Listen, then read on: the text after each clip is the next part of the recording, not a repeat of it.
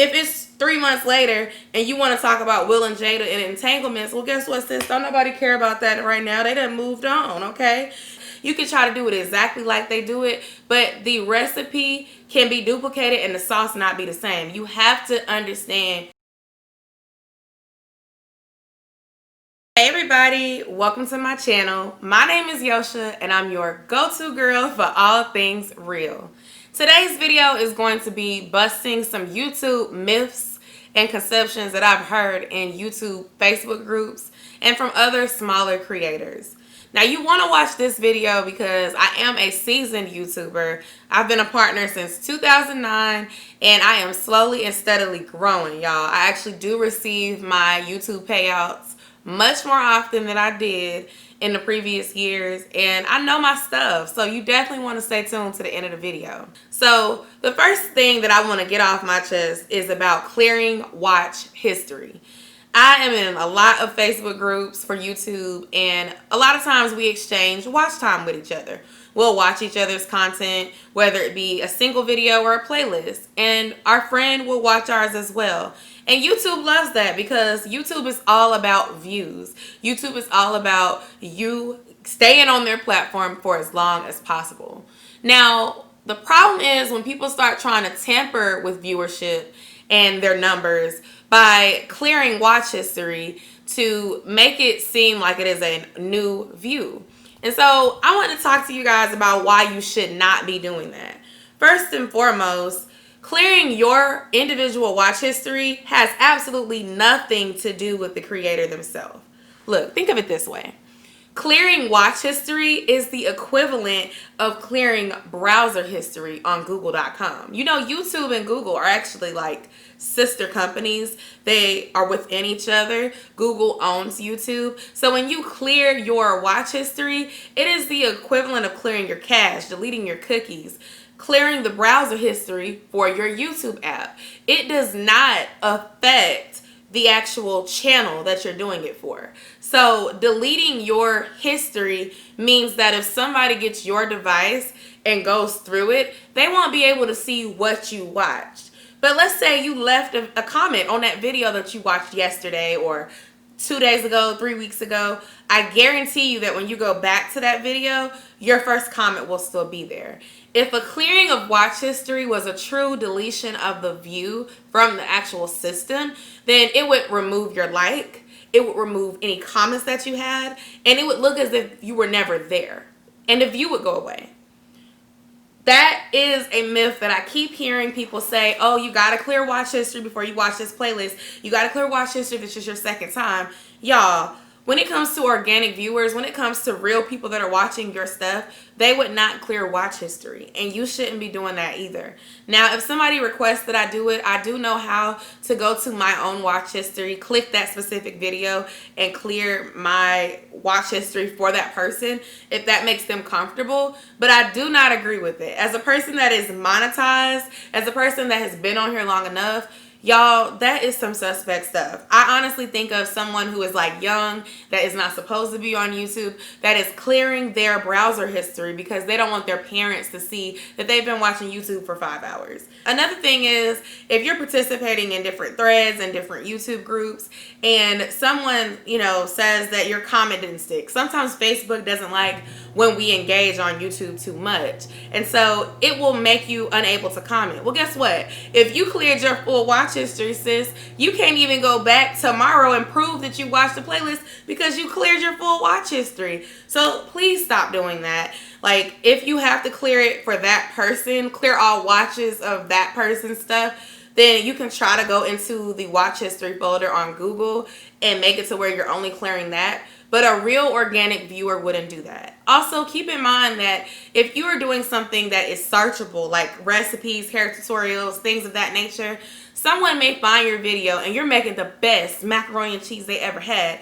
They're going to save your video to a playlist. Guess what? When they go to the store, they get all the ingredients, they get ready to make their own macaroni and cheese. Sis, bruh, they're going to find your video again and watch it. And when they watch the video, they are not clearing their watch history. So please, y'all, stop deleting your watch history for these YouTube groups on Facebook. Instagram, and GroupMe, because you're not doing yourself any favors by doing that. Now, the next thing that is a myth is that joining a bunch of YouTube groups will help you get 1,000 subscribers and help you get monetized fast. So that is a huge, huge myth. A lot of Facebook groups discourage sub for sub, and although some groups allow it, it is not a good way to get to 1,000 subscribers. Yes, you can join a group that has 6,000 members or 20,000 members, and you may be able to sub for sub a little, even though you shouldn't be doing that. But the truth is, it will not result in organic viewers for your channel. 9 times out of 10, those people in those groups are not within your target audience, and they will not be the people that will watch your channel. I can probably count on both hands, maybe bring out a foot, the amount of friends that I've made from these groups that actually watch my stuff consistently on their own. Not because we're in a YouTube game together, not because it's an obligation, but because they saw that I uploaded, they're like, let me go support my friend. I could probably count on 2 hands and a foot. That's 15 people. 15 people that I can name in my head that watch my stuff because they want to, because they can. And they typically do watch longer. They typically do leave better comments.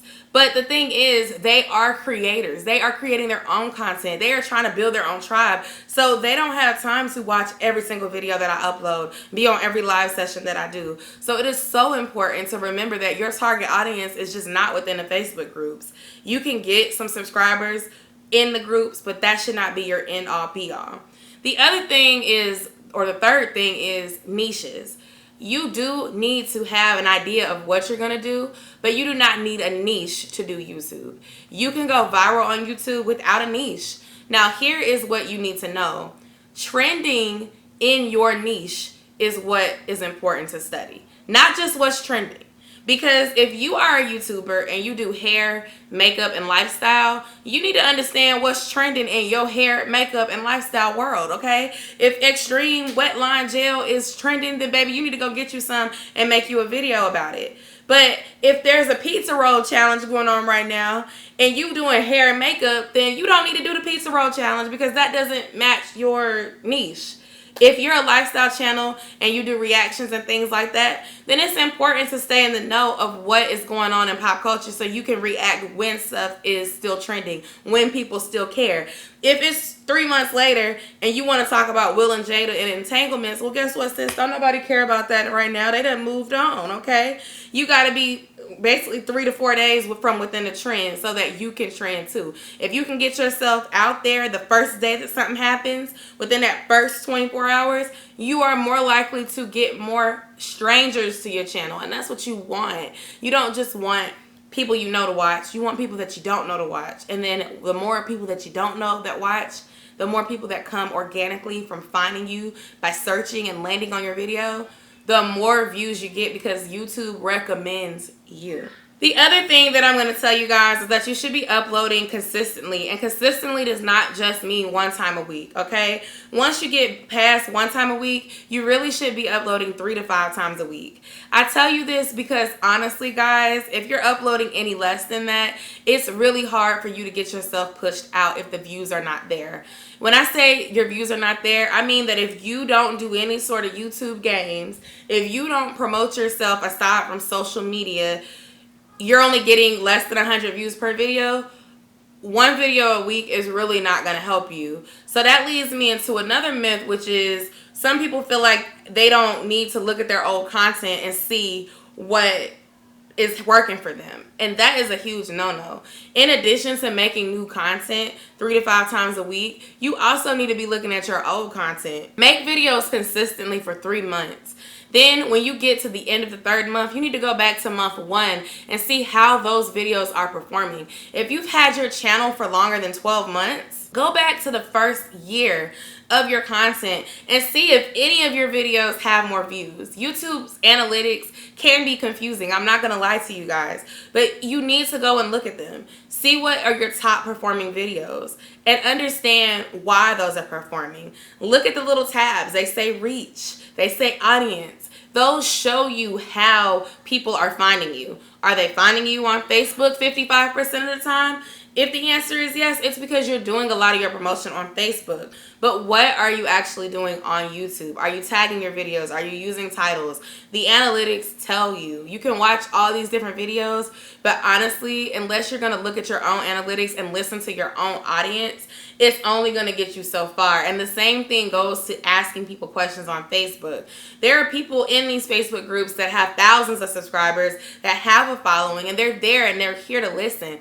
Don't be afraid to listen to people that are bigger than you. Even if you knew them when they were small, just like you.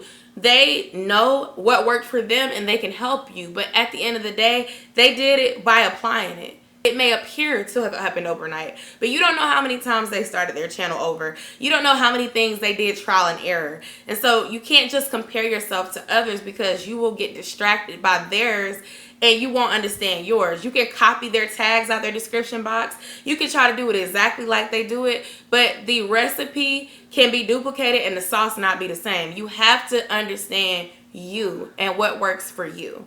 So those were some of the myths that I've been seeing here in the Facebook groups and from other creators. If you want a part 2 to this video, comment down below and let me know. I want to thank you so much for watching. Thank you for being a part of my growth today. And I'll see y'all in my next video. Bye. Don't forget to subscribe.